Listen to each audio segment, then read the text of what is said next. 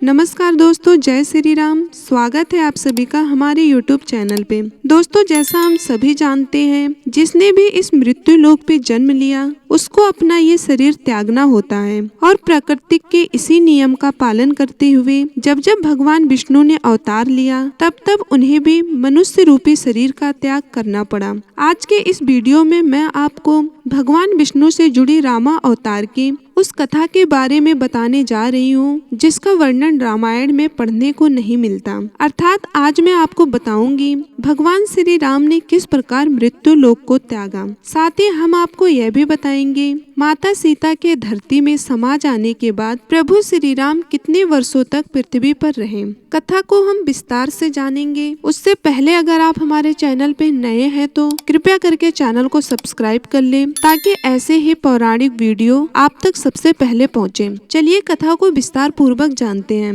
दोस्तों, प्रभु श्री राम के देह त्यागने का वर्णन पद्म पुराण में मिलता है। पद्म पुराण के उत्तरखंड में वर्णित कथा के अनुसार जब माता सीता धरती में समा गई, प्रभु श्री राम सहित परिवार के सारे सदस्य शोक में डूब गए। फिर लवकुश के साथ वापस अयोध्या के राज्य में लौट आए। फिर कुछ समय बाद सीता के शोक से प्रभु के तीनों माताओं का देहांत हो गया और वो सभी अपने पति दशरथ के पास स्वर्ग लोक चले गए। देवी सीता और माताओं के चले जाने के बाद कठोर ब्रह्मचर्य का पालन करते हुए भगवान श्री राम ने धरती पर 1000 वर्षों से भी ज्यादा समय तक शासन किया था। अपने इस लंबे शासन काल में भगवान राम ने कई ऐसे काम किए हैं जिन्होंने हिंदू धर्म को एक गौरवमयी इतिहास प्रदान किया है। पद्म पुराण के अनुसार एक दिन वृद्ध संत भगवान राम के दरबार में पहुँचे और उनसे अकेले में चर्चा करने का निवेदन किया। उस संत की पुकार सुनते हुए प्रभु राम उन्हें एक कक्ष में ले गए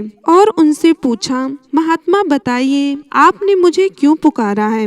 तब संत ने प्रभु राम से कहा, महाराज मुझे आपसे अकेले में बात करनी है, लेकिन इससे पहले मेरी आपसे एक शर्त है और वो शर्त ये है कि जब तक हम आपसे बात करेंगे तब तक कोई भी कक्ष के अंदर प्रवेश ना करे। ये जिम्मेदारी द्वार पे खड़े द्वारपाल की होगी। अगर कक्ष के अंदर बगैर बात खत्म हुए कोई आ जाता है तो द्वारपाल को मृत्यु दंड देना होगा। इस पर प्रभु श्री राम ने हाँ बोल दिया। उस संत की बातों को सुन के प्रभु श्री राम ने सोचा कि इस काम को उनके छोटे भाई लक्ष्मण से ज्यादा कोई अच्छा नहीं कर सकता। राम ने लक्ष्मण को बुलाया और संत की सारी बातें बताई। फिर राम ने अपने छोटे भाई लक्ष्मण को कक्ष के बाहर खड़ा कर दिया और कहा कि यदि उनके और उस संत के बीच में कोई आया तो वे स्वयं ही उसे मृत्यु दंड देंगे। लक्ष्मण ने अपने बड़े भाई की आज्ञा का पालन करते हुए दोनों को उस कमरे में एकांत छोड़ दिया। खुद बाहर पहरा देने लगे और वे वृद्ध संत कोई और नहीं बल्कि विष्णु लोक से भेजे गए काल के देव थे, जिन्हें प्रभु राम को यह बताने के लिए भेजा गया था कि उनका धरती पर जीवन पूरा हो चुका है और उन्हें अपने लोक वापस लौटना होगा। लेकिन उसी समय अचानक द्वार पर ऋषि दुर्वासा आ गए। उन्होंने लक्ष्मण से कक्ष के अंदर जाने को कहा, लेकिन लक्ष्मण ने उन्हें साफ मना कर दिया। ऋषि दुर्वासा को उनके क्रोध के लिए जाना जाता था। उनके क्रोध को हर किसी को भुगतना पड़ा था।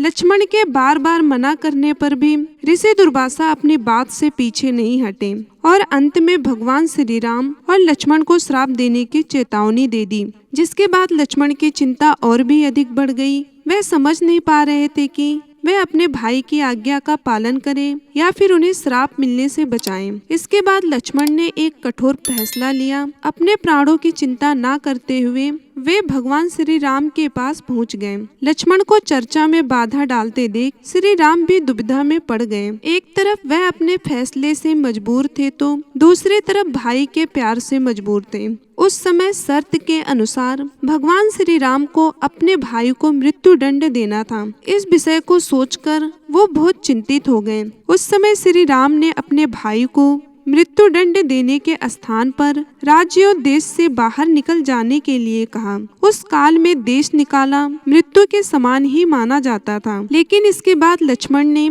इस दुनिया को छोड़ने का निर्णय लिया।